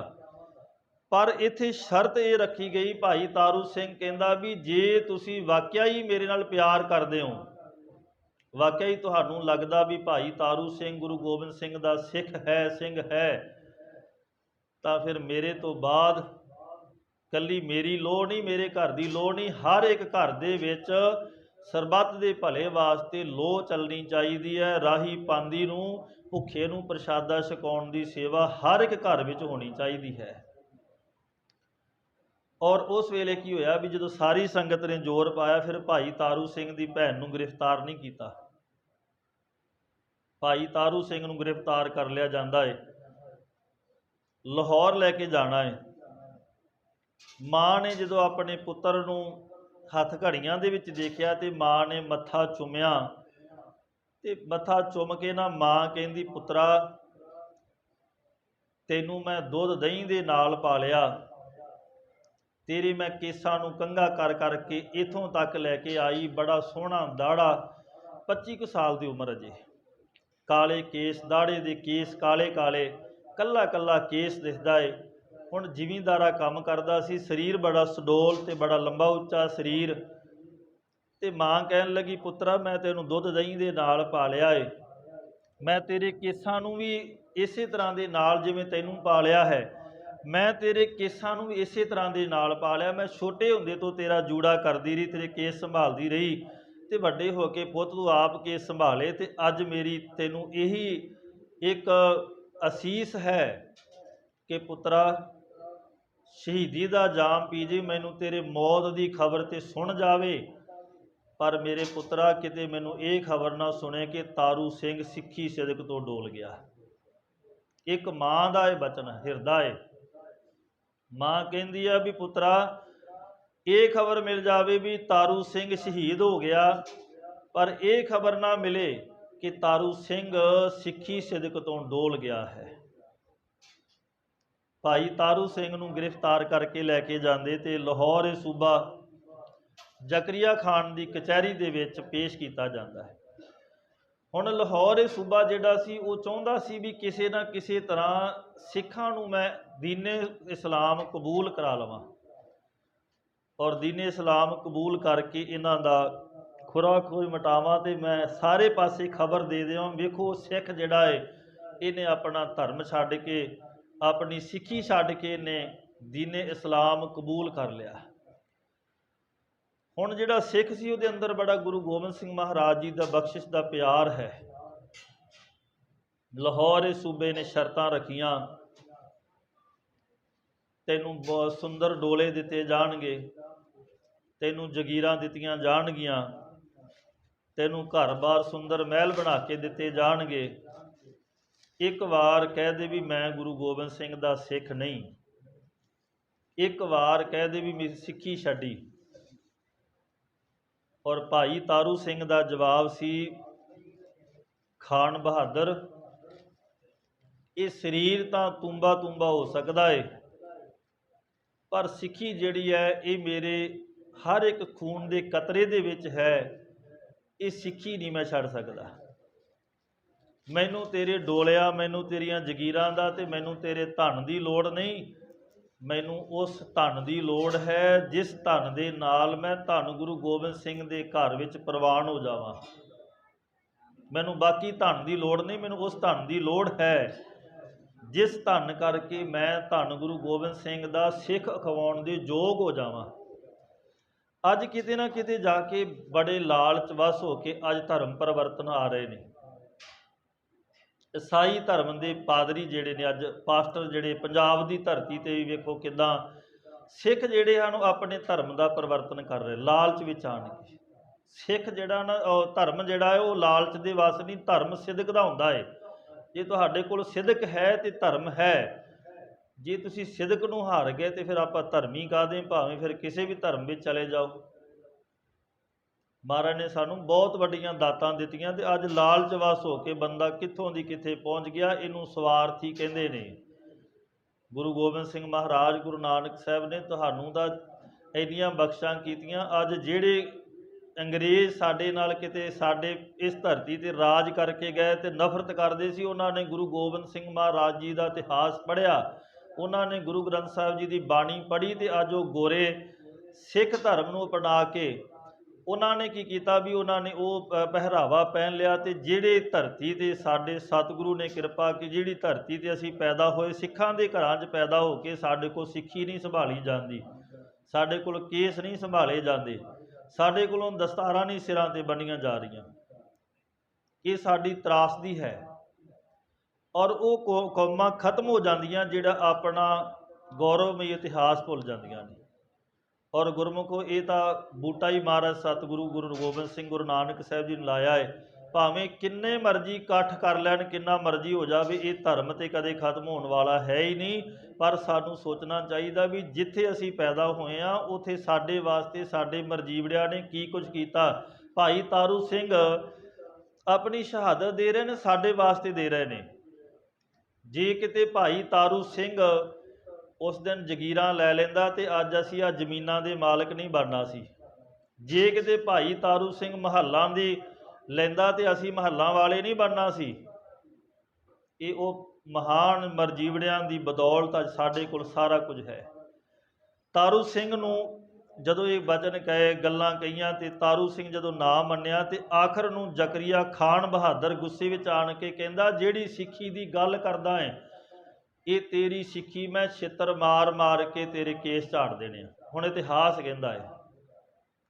ਤੇ ਭਾਈ ਤਾਰੂ ਸਿੰਘ ਕਹਿੰਦਾ, ਜਿਹੜੇ ਛਿੱਤਰ ਦੀ ਗੱਲ ਕਰਦਾ ਮੈਂ ਵੀ ਗੁਰੂ ਗੋਬਿੰਦ ਸਿੰਘ ਦਾ ਸਿੱਖ ਹਾਂ। ਤੂੰ ਕਹਿੰਦਾ ਵੀ ਮੈਂ ਛਿੱਤਰ ਦੇ ਨਾਲ ਸਿੱਖੀ ਝਾੜ ਦੇਣੀ ਤੇ ਮੈਂ ਇਸੇ ਛਿੱਤਰ ਦੇ ਨਾਲ ਤੈਨੂੰ ਅੱਗੇ ਲਾ ਕੇ ਲੈ ਕੇ ਜਾਣਾ ਹੈ। ਸਾਧ ਸੰਗਤ ਜੀ, ਫਤਵਾ ਜਾਰੀ ਕਰ ਦਿੱਤਾ ਜਾਂਦਾ ਹੈ ਵੀ ਤਾਰੂ ਸਿੰਘ ਦਾ ਜਿਹੜੀ ਸਿੱਖੀ ਦੀ ਗੱਲ ਕਰਦਾ ਹੈ, ਤਾਰੂ ਸਿੰਘ ਦੀ ਸਿੱਖੀ ਨੂੰ ਖਤਮ ਕਰਨ ਵਾਸਤੇ ਇਹਦਾ ਖੋਪਰ ਲਾ ਦਿੱਤਾ ਜਾਵੇ। ਕਈ ਇਤਿਹਾਸਕਾਰਾਂ ਨੇ ਇਹ ਲਿਖਿਆ ਵੀ ਉਹਨਾਂ ਦੇ ਕੇਸ ਕੱਟਣ ਲੱਗੇ। ਕਿਸੇ ਨੇ ਕਿਹਾ ਵੀ ਵਾਲ ਕੱਟਣ ਵਾਲੇ ਨੂੰ ਬੁਲਾਇਆ ਗਿਆ, ਉਹਦੇ ਵਾਲ ਨਾ ਕੱਟ ਸਕੇ ਕਿਉਂਕਿ ਭਾਈ ਤਾਰੂ ਸਿੰਘ ਦੇ ਅੰਦਰ ਪਿਆਰ, ਜਜ਼ਬਾ, ਕ੍ਰਾਂਤੀਕਾਰੀ ਉਹਦੇ ਅੰਦਰ ਗੁਰੂ ਗੋਬਿੰਦ ਸਿੰਘ ਦਾ ਐਡਾ ਵੱਡਾ ਬਖਸ਼ਿਸ਼ ਸੀ। ਉਹਦੀਆਂ ਨੇਤਰਾਂ ਤੋਂ ਇੰਨਾ ਕੁ ਡਰ ਜਿਹੜਾ ਸੀ ਮੁਗਲ ਹਕੂਮਤ ਤੇ ਉਹਨਾਂ ਨੂੰ ਲੱਗਦਾ ਸੀ ਵੀ ਭਾਈ ਤਾਰੂ ਸਿੰਘ ਦੇ ਕੋਲ ਨਾ ਲੱਗ ਸਕੇ। ਸੋ ਇਹ ਭਾਈ ਰਤਨ ਸਿੰਘ ਭੰਗੂ ਕਹਿੰਦੇ ਵੀ ਮੋਚੀ ਬੁਲਾਇਆ ਗਿਆ ਮੋਚੀ ਨੂੰ ਬੁਲਾ ਕੇ ਰੰਬੀਆਂ ਜਿਹੜੀਆਂ ਤਿੱਖੀਆਂ ਕੀਤੀਆਂ ਜਾਂਦੀਆਂ ਨੇ, ਤਿੱਖੀਆਂ ਕਰਕੇ ਕਿਹਾ ਵੀ ਜਿਹੜੀ ਸਿੱਖੀ ਦੀ ਇਹ ਗੱਲ ਕਰਦਾ ਇਹਦੀ ਸਿੱਖੀ ਨੂੰ ਖਤਮ ਕਰ ਦਿਓ, ਵੀ ਇਹਦਾ ਜਿਹੜਾ ਖੋਪਰੀ ਲਾਹ ਦਿੱਤੀ ਜਾਵੇ, ਇਹਦੇ ਜਿਹੜੇ ਸੀਸ ਤੇ ਕੇਸ ਨੇ ਕੇਸਾਂ ਸਮੇਤ ਖੋਪਰੀ ਲਾ ਦਿਓ, ਫਿਰ ਦੇਖਾਂਗੇ ਸਿੱਖੀ ਕਿਵੇਂ ਬਚਦੀ ਹੈ। ਇਤਿਹਾਸ ਇਹ ਕਹਿੰਦਾ ਵੀ ਭਾਈ ਤਾਰੂ ਸਿੰਘ ਦੀ ਖੋਪਰੀ ਲਾਉਣ ਵਾਸਤੇ ਜੋ ਮੋਚੀ ਆਉਂਦਾ ਏ, ਉਸ ਮੋਚੀ ਨੇ ਪਹਿਲਾਂ ਮੱਥੇ ਦੇ ਵਿੱਚ ਟੱਕ ਮਾਰਿਆ, ਮੱਥੇ ਤੋਂ ਲੈ ਕੇ ਕੰਨ ਦੇ ਨਾਲ ਨਾਲ ਗਿੱਚੀ ਵਿੱਚ ਲੈ ਕੇ ਜਾਂਦਾ ਏ, ਦੂਸਰੇ ਪਾਸੇ ਫਿਰ ਟੱਕ ਲਾ ਕੇ ਦੂਸਰੇ ਕੰਨ ਦੇ ਕੋਲ ਦੀ ਗਿੱਚੀ ਵਿੱਚ ਲੈ ਕੇ ਜਾਂਦਾ, ਤੇ ਇਤਿਹਾਸ ਕਹਿੰਦਾ ਗਿੱਚੀ ਵਿੱਚ ਜਾ ਕੇ ਜੋ ਟੱਕ ਮਿਲ ਜਾਂਦਾ ਹੈ ਤੇ ਭਾਈ ਤਾਰੂ ਸਿੰਘ ਦੀ ਕੇਸਾਂ ਤੋਂ ਫੜ ਕੇ ਜਿਹੜੀ ਖੋਪੜੀ ਹੈ ਉਹ ਸਿਰ ਦੇ ਨਾਲੋਂ ਵੱਖਰੀ ਕਰ ਦਿੱਤੀ ਜਾਂਦੀ ਹੈ। ਔਰ ਜਿਹੜਾ ਭਾਈ ਤਾਰੂ ਸਿੰਘ ਦਾ ਗਦ-ਗਦ ਚਿਹਰਾ ਕਰਦਾ ਲਾਲ, ਹੁਣ ਖੋਪਰੀ ਦਾ ਖੂਨ ਜਿਹੜਾ ਸੀ ਵਹਿਣ ਲੱਗਿਆ, ਉਧਰੋਂ ਖੂਨ ਲਾਲ, ਉਧਰੋਂ ਭਾਈ ਤਾਰੂ ਸਿੰਘ ਦਾ ਚਿਹਰਾ ਲਾਲ ਰੱਤਾ, ਸੋਹਣਾ ਕਾਲਾ ਦਾੜਾ, ਤੇ ਸਾਰਾ ਸਰੀਰ ਜਿਹੜਾ ਸੀ ਨਾ ਜੀ ਇੱਦਾਂ ਭਿੱਜ ਗਿਆ ਜਿਵੇਂ ਬਰਸਾਤ ਦੇ ਵਿੱਚ ਆਪਣੇ ਬਸਤਰ ਜਿਹੜੇ ਆ ਬਰਸਾਤ ਦੇ ਨਾਲ ਭਿੱਜ ਜਾਂਦੇ। ਭਾਈ ਤਾਰੂ ਸਿੰਘ ਦਾ ਸਾਰਾ ਸਰੀਰ ਖੂਨ ਦੇ ਨਾਲ ਇਸ ਤਰ੍ਹਾਂ ਦੇ ਨਾਲ ਭਿੱਜ ਜਾਂਦਾ ਹੈ। ਜਦੋਂ ਭਿੱਜਿਆ ਖੂਨ, ਹੁਣ ਇਹ ਗਾਥਾ ਜਿਹੜੀ ਹੈ 22 ਦਿਨ ਪਹਿਲਾਂ ਦੀ, ਅੱਜ ਸ਼ਹੀਦੀ ਦਿਹਾੜਾ ਹੈ, 22 ਦਿਨ ਪਹਿਲਾਂ ਦੀ ਗੱਲ ਹੈ ਕਿ ਭਾਈ ਤਾਰੂ ਸਿੰਘ ਖੋਪਰੀ ਲੈਣ ਤੋਂ ਬਾਅਦ 22 ਦਿਨ ਜਿਉਂਦੇ ਰਹੇ। 22 ਦਿਨ ਜਦੋਂ ਉਹਨਾਂ ਨੂੰ ਸੁੱਟ ਦਿੱਤਾ ਜਾਂਦਾ ਹੈ, ਲਾਹੌਰ ਦੇ ਸਿੱਖਾਂ ਵੱਲੋਂ ਸੰਭਾਲ ਲਿਆ ਜਾਂਦਾ ਹੈ, ਉਦੋਂ ਫਿਰ ਪੰਥ ਦੀ ਗੱਲ ਆਉਂਦੀ। ਭਾਈ ਸ਼ਬੇਗ ਸਿੰਘ ਜਿਹੜੇ ਸਨ ਉਹ ਸਰਕਾਰੇ ਦਰਬਾਰੇ ਸਰਕਾਰੀ ਠੇਕੇਦਾਰ ਸਨ, ਰਸਤ ਪਾਣੀ ਲੈ ਕੇ ਆਉਣਾ। ਉਧਰੋਂ ਕੀ ਹੋਇਆ, ਭਾਈ ਤਾਰੂ ਸਿੰਘ ਦੀ ਖੋਪਰ ਲਾ ਦਿੱਤਾ ਜਾਂਦਾ ਤੇ ਉਸੇ ਰਾਤ ਜ਼ਕਰੀਆ ਖਾਨ ਨੂੰ ਪਿਸ਼ਾਬ ਦਾ ਬੰਨ ਪੈ ਜਾਂਦਾ ਹੈ। ਉਹਨੇ ਬੜੇ ਹਕੀਮ ਨਕੀਮ ਬੁਲਾਏ, ਇਲਾਜ ਨਹੀਂ ਹੁੰਦਾ, ਪਿਸ਼ਾਬ ਦਾ ਬੰਨ ਪੈਂਦਾ ਤੇ ਤੜਫਦਾ ਪਿਆ ਏ। ਮਨ ਵਿੱਚ ਇਹ ਗੱਲ ਆ ਗਈ ਵੀ ਮੈਂ ਇੱਕ ਬੇਗੁਨਾਹ ਸਿੱਖ ਦਾ ਖੋਪਰ ਲਵਾ ਦਿੱਤਾ, ਲੱਗਦਾ ਵੀ ਉਹਦਾ ਸ਼ਰਾਪ ਲੱਗ ਗਿਆ। ਔਰ ਇਤਿਹਾਸਕਾਰਾਂ ਨੇ ਲਿਖਿਆ ਵੀ ਭਾਈ ਸ਼ਬੇਗ ਸਿੰਘ ਨੂੰ ਪੁੱਛਿਆ ਗਿਆ ਵੀ ਮੇਰੇ ਆਹ ਹਾਲਾਤ ਬਣ ਗਏ, ਤੇ ਭਾਈ ਸ਼ਬੇਗ ਸਿੰਘ ਨੇ ਵੀ ਕਿਹਾ ਕਿ ਹਾਂ ਹੋ ਸਕਦਾ ਹੈ। ਫਿਰ ਕਹਿੰਦੇ ਵੀ ਭਾਈ ਤਾਰੂ ਸਿੰਘ ਤੋਂ ਮਾਫੀ ਮੰਗਣ ਵਾਸਤੇ ਭੇਜਿਆ ਜਾਂਦਾ ਹੈ, ਪਰ ਭਾਈ ਤਾਰੂ ਸਿੰਘ ਕਹਿੰਦਾ ਪੰਥ ਦਾ ਫੈਸਲਾ ਹੈ। ਪੰਥ ਦੇ ਕੋਲ ਗੱਲ ਲੈ ਕੇ ਜਾਈ ਜਾਂਦੀ ਹੈ ਤੇ ਉਸ ਵੇਲੇ ਪੰਥ ਦਾ ਫੈਸਲਾ ਹੁੰਦਾ ਵੀ ਜੇ ਤਾਰੂ ਸਿੰਘ ਦਾ ਖੋਪਰ ਜ਼ਕਰੀਆ ਖਾਨ ਨੇ ਲਾਇਆ, ਖਾਨ ਬਹਾਦਰ ਨੇ ਲਾਇਆ ਹੈ, ਤੇ ਭਾਈ ਤਾਰੂ ਸਿੰਘ ਦੀ ਜੁੱਤੀ ਜੇ ਇਸ ਜ਼ਕਰੀਏ ਦੇ ਸਿਰ ਵਿੱਚ ਵੱਜੇਗੀ ਤੇ ਤਾਂ ਪਿਸ਼ਾਬ ਦਾ ਬੰਨ ਖੁੱਲ੍ਹ ਸਕਦਾ ਹੈ। ਤੇ ਸਾਧ ਸੰਗਤ ਜੀ, ਜਿਹੜਾ ਕਹਿੰਦਾ ਸੀ ਨਾ ਵੀ ਜੁੱਤੀਆਂ ਮਾਰ ਕੇ ਮੈਂ ਸਿੱਖੀ ਤੇਰੀ ਕੇਸ ਝਾੜ ਦੇਣੇ ਆ, ਤੇ ਭਾਈ ਤਾਰੂ ਸਿੰਘ ਨੇ ਕਿਹਾ ਸੀ ਤੂੰ ਜੁੱਤੀਆਂ ਦੇ ਨਾਲ ਕੇਸ ਝਾੜਨ ਦੀ ਗੱਲ ਕਰਦਾ, ਮੈਂ ਗੁਰੂ ਗੋਬਿੰਦ ਸਿੰਘ ਦਾ ਸਿੱਖ ਹਾਂ ਤੇ ਮੈਂ ਤੈਨੂੰ ਇਹ ਬਚਨ ਕਰਦਾ ਵੀ ਮੈਂ ਆਪਣੀ ਜੁੱਤੀ ਦੇ ਅੱਗੇ ਲਾ ਕੇ ਤੈਨੂੰ ਨਾਲ ਲੈ ਕੇ ਜਾਵਾਂਗਾ। ਭਾਈ ਤਾਰੂ ਸਿੰਘ ਦੇ ਚਰਨਾਂ ਦੀ ਜੁੱਤੀ ਜਿਹੜੀ ਸੀ ਜ਼ਕਰੀਏ ਖਾਨ ਦੇ ਸਿਰ 'ਚ ਵੱਜਣ ਲੱਗੀ। ਹੁਣ ਜਦੋਂ ਜ਼ਕਰੀਏ ਦੇ ਸਿਰ ਵਿੱਚ ਵੱਜਣ ਲੱਗੀ ਤੇ ਜ਼ਕਰੀਏ ਨੂੰ ਪਿਸ਼ਾਬ ਆਉਂਦਾ ਤੇ ਕਿਤੇ ਮਾੜਾ ਜਿਹਾ ਆਰਾਮ ਮਿਲਦਾ ਹੈ, ਫਿਰ ਉਹਦੇ ਤਰ੍ਹਾਂ ਬੰਨ ਪੈ ਜਾਂਦਾ, ਤੜਫਦਾ ਪਿਆ ਹੈ। ਦਿਨ ਲੰਘਦੇ ਗਏ ਸਾਧ ਸੰਗਤ ਜੀ, 22 ਦਿਨ ਭਾਈ ਤਾਰੂ ਸਿੰਘ ਖੋਪਰੀ ਤੋਂ ਬਿਨਾਂ ਰਹੇ ਨੇ। 22 ਦਿਨ ਇਤਿਹਾਸ ਨੇ ਲਿਖਿਆ ਵੀ 22 ਦਿਨ ਉਹ ਇਸ ਤਰ੍ਹਾਂ ਬੈਠੇ ਰਹੇ ਚੌਂਕੜਾ ਲਗਾ ਕੇ, ਵੀ 22 ਦਿਨ ਉਹਨਾਂ ਦਾ ਸਿਰ ਤੋਂ ਖੋਪਰ ਨਹੀਂ ਤੇ ਖੂਨ ਵਹਿੰਦਾ ਪਿਆ ਹੈ, ਸਿਮਦਾ ਪਿਆ ਹੈ। ਬੜੇ ਪੰਥ ਨੇ ਵੀ ਇਲਾਜ ਕਰਾਉਣ ਵਾਸਤੇ ਕਿਹਾ ਸੀ ਵੀ ਖੋਪਰ ਦਾ ਇਲਾਜ ਕਰਾ ਦਿੱਤਾ ਜਾਵੇ, ਪਰ ਭਾਈ ਤਾਰੂ ਸਿੰਘ ਨੇ ਇੱਕੋ ਹੀ ਬਚਨ ਕਿਹਾ ਸੀ ਵੀ ਮੈਂ ਆਪਣੇ ਪਿਤਾ ਗੁਰੂ ਧੰਨ ਗੁਰੂ ਗੋਬਿੰਦ ਸਿੰਘ ਦੀ ਗੋਦ ਵਿੱਚ ਜਾਣਾ ਚਾਹੁੰਦਾ, ਮੈਂ ਆਪਣੇ ਭਰਾਵਾਂ ਬਾਬਾ ਫਤਿਹ ਸਿੰਘ, ਬਾਬਾ ਜੋਰਾਵਰ ਸਿੰਘ, ਬਾਬਾ ਅਜੀਤ ਸਿੰਘ ਤੇ ਬਾਬਾ ਜੁਝਾਰ ਸਿੰਘ ਦੇ ਕੋਲ ਜਾਣਾ ਚਾਹੁੰਦਾ, ਮੈਂ ਹੁਣ ਨਹੀਂ ਚਾਹੁੰਦਾ ਵੀ ਮੇਰਾ ਇਲਾਜ ਕਰਾ ਦਿੱਤਾ ਜਾਵੇ। ਬਸ ਮੇਰੀ ਫਰਿਆਦ ਇਹ ਹੈ ਵੀ ਪੰਥ ਦੇ ਭਲੇ ਦੀ ਗੱਲ ਕੀਤੀ ਜਾਵੇ, ਪੰਥ ਦੀ ਏਕਤਾ ਦੀ ਗੱਲ ਕੀਤੀ ਜਾਵੇ। ਤੇ ਸਾਧ ਸੰਗਤ ਜੀ, ਜ਼ਕਰੀਆ ਖਾਨ, ਖਾਨ ਬਹਾਦਰ ਭਾਈ ਤਾਰੂ ਸਿੰਘ ਦੀਆਂ ਸਿਰ ਜੁੱਤੀਆਂ ਖਾਂਦਾ ਖਾਂਦਾ ਆਖਰ ਨੂੰ ਭਾਈ ਤਾਰੂ ਸਿੰਘ ਤੋਂ ਪਹਿਲਾਂ ਉਹਦੀ ਮੌਤ ਹੋ ਜਾਂਦੀ ਹੈ। ਪਿਸ਼ਾਬ ਦੇ ਬੰਨ ਕਾਰਨ ਕੋਈ ਇਲਾਜ ਨਹੀਂ ਹੁੰਦਾ ਤੇ ਮੌਤ ਹੋ ਜਾਂਦੀ ਹੈ। ਉਸ ਤੋਂ ਬਾਅਦ ਉਹਦਾ ਪੁੱਤਰ ਜਹੀਆ ਖਾਨ ਲਾਹੌਰ ਦਾ ਸੂਬੇਦਾਰ ਬਣਦਾ ਹੈ। ਇੱਧਰ ਭਾਈ ਤਾਰੂ ਸਿੰਘ ਜਿਹੜੇ ਸਨ, ਮਨ ਤਨ ਰੱਤਾ ਸੱਚ ਰੰਗ ਇੱਕੋ ਨਾਮ ਆਧਾਰ, ਜਿਨ੍ਹਾਂ ਦੇ ਮਨ ਵਿੱਚ ਇੱਕੋ ਹੀ ਪਰਮੇਸ਼ਰ ਦੇ ਨਾਮ ਦਾ ਰੰਗ ਲੱਗਿਆ ਸੀ, ਉਹ 22 ਦਿਨਾਂ ਬਾਅਦ ਆਪਣੀ ਸ਼ਹਾਦਤ ਦਾ ਜਾਮ ਪੀ ਕੇ ਧੰਨ ਗੁਰੂ ਗੋਬਿੰਦ ਸਿੰਘ ਮਹਾਰਾਜ ਜੀ ਦੇ ਚਰਨਾਂ ਵਿੱਚ ਸਦਾ ਵਾਸਤੇ ਲੀਨ ਹੋ ਜਾਂਦੇ ਹਨ। ਭਾਈ ਤਾਰੂ ਸਿੰਘ ਦੀ ਸ਼ਹਾਦਤ ਨੂੰ ਕੋਟ ਕੋਟ ਪ੍ਰਣਾਮ ਹੈ। ਜਦੋਂ ਆਪਾਂ ਅਰਦਾਸ ਕਰਦੇ ਹਾਂ ਤੇ ਸਾਡੇ ਸਾਹਮਣੇ ਜਦੋਂ ਸ਼ਬਦ ਆਉਂਦਾ ਨਾ ਤੀਜੇ ਪਹਿਰੇ ਦਾ, ਵੀ ਜਿਨ੍ਹਾਂ ਸਿੰਘਾਂ ਸਿੰਘਣੀਆਂ ਨੇ ਧਰਮ ਹੇਤ ਸੀਸ ਦਿੱਤੇ, ਬੰਦ ਬੰਦ ਕਟਾਏ, ਖੋਪਰੀਆਂ ਲੋਹਾਈਆਂ, ਉਦੋਂ ਸਾਡੇ ਚੇਨ ਵਿੱਚ ਭਾਈ ਤਾਰੂ ਸਿੰਘ ਦਾ ਚਿੱਤਰ ਬਣ ਜਾਂਦਾ ਹੈ। ਭਾਈ ਤਾਰੂ ਸਿੰਘ ਸਾਡੇ ਸਾਹਮਣੇ ਅੱਖਾਂ ਅੱਗੇ ਆ ਜਾਂਦਾ ਵੀ ਉਹ ਭਾਈ ਤਾਰੂ ਸਿੰਘ ਜੀ ਦਾ ਖੋਪਰ ਲਿਆ, ਜਿਨ੍ਹਾਂ ਨੇ ਧਰਮ ਦੀ ਖਾਤਰ ਆਪਣਾ ਖੋਪਰ ਤੇ ਲਵਾ ਲਿਆ, ਪਰ ਸਿੱਖੀ ਨਹੀਂ ਛੱਡੀ, ਜਿਨ੍ਹਾਂ ਸਿੱਖੀ ਕੇਸਾਂ ਸਵਾਸਾਂ ਨਾਲ ਨਿਭਾਈ ਹੈ। ਜਿਵੇਂ ਸਰੀਰ ਦੇ ਨਾਲ ਸਵਾਸ ਨਿਭਦੇ ਨੇ, ਤੇ ਜੇ ਸਵਾਸ ਨਾ ਹੋਣ ਤੇ ਸਰੀਰ ਕਿਸੇ ਕੰਮ ਦਾ ਨਹੀਂ। ਤੇ ਭਾਈ ਤਾਰੂ ਸਿੰਘ ਨੇ ਕਿਹਾ ਸੀ ਜੇ ਸਿੱਖੀ ਨਹੀਂ ਤਾਂ ਫਿਰ ਆ ਜੀਵਨ ਕਿਸੇ ਕੰਮ ਦਾ ਨਹੀਂ। ਸੋ ਉਸ ਮਹਾਨ ਯੋਧੇ, ਉਹ ਹਠੀ ਵੀ ਹੈ। ਹਠੀ ਦਾ ਭਾਵ ਲਟਕਣ ਵਾਲਾ ਨਹੀਂ, ਹਠੀ ਦਾ ਭਾਵ ਸੀ ਕਿ ਉਹ ਚੌਂਕੜਾ ਮਾਰ ਕੇ ਬੈਠਣ ਵਾਲਾ, ਜਪ ਤਪ ਕਰਨ ਵਾਲਾ। ਹਠੀ ਜਪੀ ਵੀ ਹੈ, ਜਪ ਕਰਦਾ ਸੀ ਉਹ। ਤਪੀ ਹੈ, ਤਪੱਸਿਆ ਕਰਦਾ, ਸੇਵਾ ਕਰਦਾ ਸੀ। ਤਪੀ ਕਹਿੰਦੇ ਸੇਵਾ ਕਰਨ ਵਾਲੇ ਨੂੰ। ਆਪਾਂ ਅਰਦਾਸ ਕਰਦੇ ਹਾਂ ਵੀ ਹਠੀਆਂ ਜਪੀਆਂ ਤਪੀਆਂ। ਹਠੀਆਂ ਜਪੀਆਂ ਦਾ ਭਾਵ ਜਿਨ੍ਹਾਂ ਨੇ ਹੱਠ ਕਰਕੇ ਚੌਂਕੜਾ ਮਾਰ ਕੇ ਸਿਮਰਨ ਕੀਤਾ, ਜਿਨ੍ਹਾਂ ਨੇ ਜਪ ਕੀਤਾ, ਜਿਨ੍ਹਾਂ ਨੇ ਤਪ ਦਾ ਭਾਵ ਹੈ ਸੇਵਾ ਕੀਤੀ। ਤਪ ਹੁੰਦਾ ਸੇਵਾ ਕਰਨਾ। ਜਿਨ੍ਹਾਂ ਨੇ ਆਪਣੇ ਹੱਥੀਂ ਸੇਵਾ ਕੀਤੀ ਉਹ ਹੈ ਭਾਈ ਤਾਰੂ ਸਿੰਘ ਜੀ ਨੇ ਹੱਥੀਂ ਸੇਵਾ ਕੀਤੀ ਤੇ 25 ਸਾਲ ਦੀ ਉਮਰ ਵਿੱਚ, ਚੜ੍ਹਦੀ ਜਵਾਨੀ ਵਿੱਚ ਉਹ ਸ਼ਹਾਦਤ ਦਾ ਜਾਮ ਪੀ ਗਏ। ਉਸ ਮਹਾਨ ਯੋਧੇ ਦਾ ਅੱਜ ਸ਼ਹੀਦੀ ਦਿਹਾੜਾ, ਉਹਦੀ ਸ਼ਹੀਦੀ ਨੂੰ ਕੋਟ ਕੋਟ ਪ੍ਰਣਾਮ ਹੈ। ਆਓ ਗੁਰੂ ਸਾਹਿਬ ਜੀ ਦੇ ਪਾਵਨ ਸ਼ਬਦ ਸਾਵਣ ਸਰਸੀ ਕਾਮਣੀ ਚਰਨ ਕਮਲ ਸਿਉ ਪਿਆਰ, ਇਹ ਪਾਵਨ ਸ਼ਬਦ ਦੇ ਅਖਰੀ ਅਰਥ ਜਿਹੜੇ ਹਨ ਉਹਨਾਂ ਨੂੰ ਸਾਂਝੇ ਕਰਕੇ ਸਤਿਗੁਰਾਂ ਦੇ ਪਾਵਨ ਚਰਨਾਂ 'ਚ ਆਪਾਂ ਅਰਦਾਸ ਬੇਨਤੀ ਕਰਨੀ। ਪਿਆਰ ਸਹਿਤ ਆਪਣੀ ਰਸਨਾ ਨੂੰ ਪਵਿੱਤਰ ਕਰਦੇ ਸ਼ਹੀਦਾਂ ਦੇ ਚਰਨਾਂ 'ਚ ਹਾਜ਼ਰੀਆਂ ਲਵਾਉਂਦੇ ਆਖੋ ਜੀ ਸਤਨਾਮ ਸ੍ਰੀ ਵਾਹਿਗੁਰੂ ਸਾਹਿਬ ਜੀ। ਸਾਵਣ ਸਰਸੀ ਕਾਮਣੀ ਚਰਨ ਕਮਲ ਸਿਉ ਪਿਆਰ। ਸਾਵਣ ਮਹੀਨੇ ਦੇ ਰਾਹੀਂ ਮਾਰੇ ਕਹਿੰਦੇ ਸਰਸੀ ਦਾ ਕਾ ਭਾਵ ਹੁੰਦਾ ਸਹਿਤ ਰਸ ਦੇ ਹੋਣਾ, ਕਾਮਣੀ ਦਾ ਭਾਵ ਜੀ ਰੂਪ ਇਸਤਰੀ।